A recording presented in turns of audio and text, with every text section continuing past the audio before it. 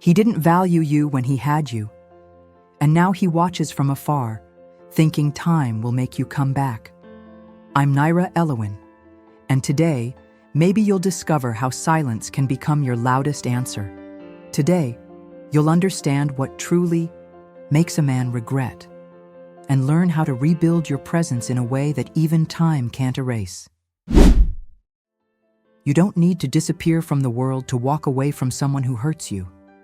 Disappearing from him is not the same as disappearing from yourself. And this is where many people get lost, trying to vanish to get attention, when in truth, what heals the most is showing up for yourself. You don't need to pretend you're okay, or fake an indifference you don't feel. You just need to give yourself time and space to breathe away from the mess he left. You know that feeling when you distance yourself from someone, but still constantly wonder if he misses you? That's not real distance. That's still emotional captivity. Because being away but emotionally attached is like leaving home and forgetting to close the door. You've tried everything. You sent messages he didn't answer, made up excuses to start a conversation, even tried going silent, thinking he'd chase you. But deep down, there was still hope, still that huge fear of being forgotten. The problem isn't the silence. It's what you expect from it. A woman who disappears hoping to be chased is still living for his reaction. A woman who steps back to rediscover herself starts walking on her own feet. You don't need to vanish as punishment. You just need to stop placing yourself where your worth is ignored. And that isn't about him. It's about you. The most powerful kind of absence isn't the one that hurts. It's the one that heals. You don't need to be missed. You need to make yourself well. Male regret doesn't come from loss. It comes from contrast. A lot of people believe a man only regrets when he loses. But the truth is more subtle and more painful. A man doesn't regret absence. He regrets contrast. It's when he looks back and realizes the difference between you and everyone else, between the care you gave and the indifference he now finds, between the peace you created and the chaos that followed. He doesn't miss you the first time things go quiet. He misses you when he realizes no one else embraces him the way you did, that no one else listens like you listened, that no one else understands his silence like you once did. But by then, it's too late, because contrast only hurts when access is lost, when he looks for that calm and realizes it's no longer his. You may have tried to show your worth while he was still around, but he'll only see it through comparison. And this isn't about making yourself unforgettable to him. It's about no longer draining yourself trying to prove what only time can teach. You don't need his regret to feel valid.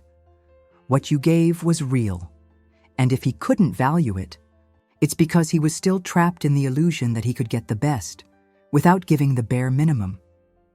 His regret doesn't depend on your absence. It depends on someone else stepping in and revealing through contrast everything he lost. He didn't lose you the day you left. He lost you the day he assumed you'd never go.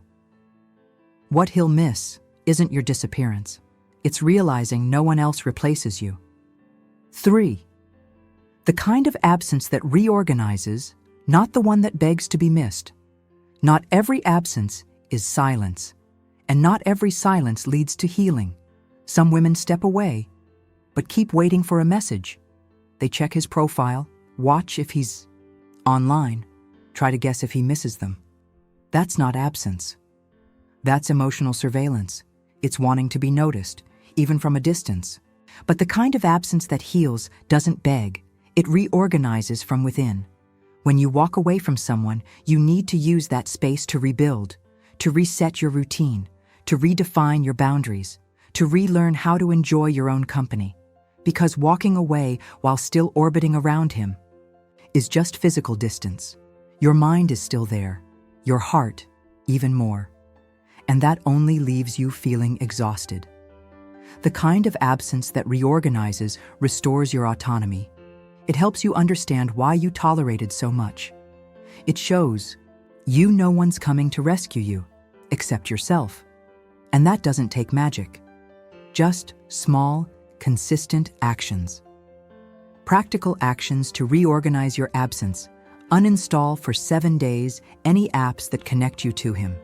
WhatsApp, Instagram, whatever. This isn't punishment. It's an emotional detox. Space to hear your own voice without his noise. Return to a routine that was only yours. Maybe a walk, a slow breakfast, music during your shower.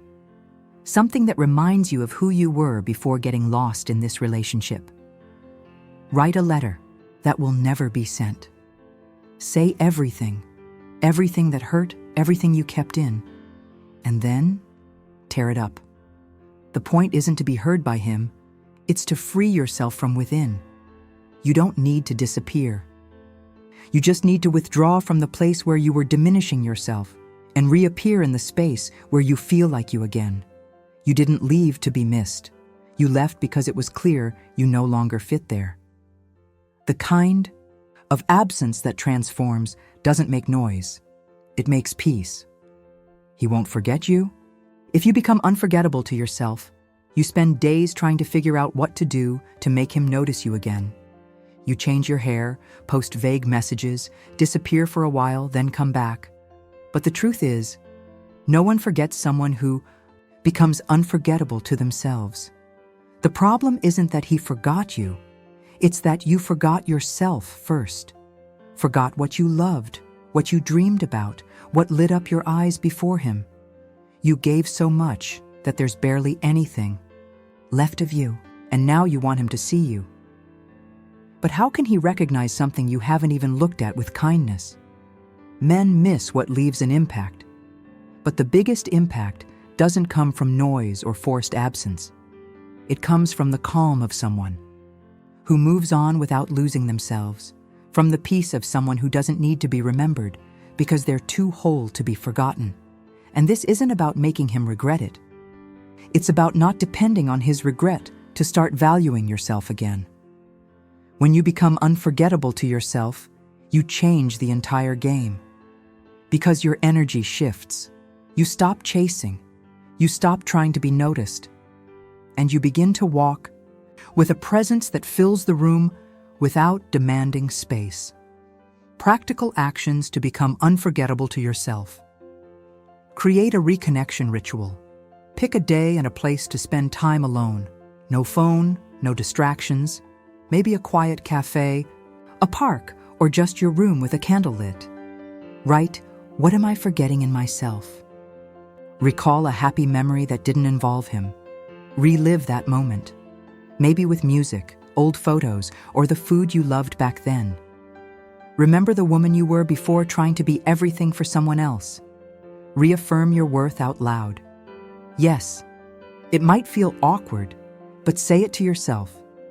Today, I'm choosing me. I'm coming back to myself. Speaking it out loud activates new neural pathways. It seems small, but it's powerful. Being unforgettable to him isn't enough. Become unmissable to yourself. You don't need to be remembered with nostalgia. You need to be lived with truth. 5. The fatal mistake of being too strong to seem vulnerable. Being too strong is exhausting, especially when that strength is just armor. When you learn to hide everything, to swallow your tears, to say you're fine, just to avoid looking weak, to someone who never knew how to care for you. There are women who've spent so long being everyone's support that they forgot how to be held. They got used to solving things alone, to enduring what no one should. And now, they even feel guilty asking for help. But let me tell you something you may have never heard clearly. Showing your pain is not weakness. Allowing yourself to feel is an act of courage. You tried to keep your composure, kept posting, smiling, pretending you'd moved on. But inside, you carried a whole unspoken world. Because you learned that vulnerability is dangerous. That revealing too much opens you up to rejection, but hiding your pain doesn't protect you. It isolates you. It keeps you from living relationships where you can be whole without needing to be invincible. The too strong woman risks becoming invisible because everyone assumes she can handle it, but those who hold too much eventually break in silence. Practical actions to allow vulnerability safely. Name what hurts in simple words. You don't need to understand everything. Just say out loud or write, "Today I'm sad because," or "I miss." Naming it is the first step to stop carrying it alone. Share it with someone safe, a friend, a therapist, someone who can listen without trying to fix you. Say, "I don't want advice, I just need to be heard." Take off your strength mask for one day. Choose a moment to stop pretending. Allow yourself to be vulnerable. Listen to music that makes you cry. Breathe deeply and tell yourself, "I don't need to be strong all the time. I just need to be real." You're not weak for feeling. You're strong for continuing, even while carrying so much. But maybe now, it's time to put some of that weight down. The strength that heals most isn't the one that endures everything. It's the one that says, "I need care too." You don't need to be the strongest woman in the room, just the most honest with yourself. 6. The emptiness you feel isn't about him, it's about you. You think you miss him, but deep down, you miss who you were before you lost yourself in that relationship. The emptiness you carry isn't about his absence. It's about how far you drifted from yourself trying to hold on to him. When you give too much, you start to disappear. You trade your desires for his, your routine for his schedule, your voice for silence, just to avoid pushing him away. And then, when he leaves, what lingers isn't just longing. It's a strange feeling of not knowing what to do with your own time. It's looking in the mirror and not recognizing yourself, because the woman you were was left behind, trying to please, fix, deserve. That emptiness isn't about him.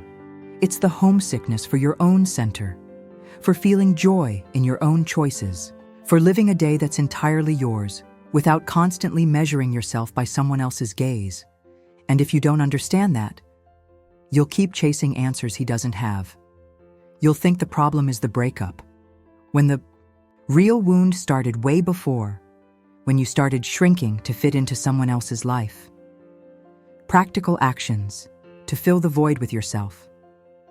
Rediscover an old pleasure. Something that was only yours.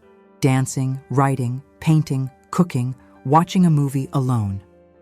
Bring back a habit that made you happy without anyone else involved. Have a day one. Pick a day and declare, "Today is my new beginning." Wear something that makes you feel good, make your coffee your way, play a song he never liked, and live the day like a reunion with yourself. Write a letter to the woman you were before him. Speak with love. Tell her everything she had to endure. Let her know she's coming back, and now she will be the priority. The emptiness you feel is the echo of the woman you abandoned, but she's still there, waiting for you to return. You don't miss him. You miss the woman you were before you tried to be everything for him. What you call longing is your true self asking to be remembered. 7. Silence that transforms into symbolic presence. Silence isn't absence. Silence is a choice, and when lived consciously, it becomes presence. Some people use silence as revenge, to provoke, to test, to manipulate. But you don't need that. Your silence can be more elegant, more mature, more yours. Because when you stop responding, it's not about ignoring, it's about preserving. When you stop chasing, it's not because you no longer care. It's because you've started to prioritize yourself. The kind of silence that truly unsettles isn't the one that vanishes. It's the one that stands firm, the one that, even in silence, carries meaning. It doesn't scream, but it is heard. Why? Because it comes with attitude, with posture. With emotional presence, you no longer say, "I love you." But you also don't beg to be loved. You don't send long texts, but you also don't explain why you left. You don't show up, but you don't hide either. This kind of silence becomes symbolic. It marks your turning point. It communicates without a single word. I left, but this time, for me. Practical actions to make your silence. A strong presence. Take care of your appearance for yourself. It's not about getting attention. It's about reminding yourself every day that you are alive and worthy of care. When you care for yourself, your silence speaks self-worth. Post less, live more. Stop using social media to send indirect messages. Stop hoping he'll watch what you're doing. A real, quiet, well-lived life is more powerful than any story. Respond to the urge with breath. When you feel like calling, texting, stalking, breathe deeply. Count to 7. Mentally say, "My silence is a choice, not a need." Repeating this rewires your brain and calms your emotions. You don't need to explain yourself. You don't need to prove anything. You just need to keep going with dignity. Your silence isn't absence. It's reorganized presence. When you stop speaking, he starts to hear, but it's no longer for him. It's for you. It's not about revenge. It's about rediscovery. You don't need to prove anything to anyone. You just need to remember who you are. You don't need to disappear to be remembered. You just need to choose yourself again, with calm, with truth, with dignity. So tell me, what part of you is ready to return today?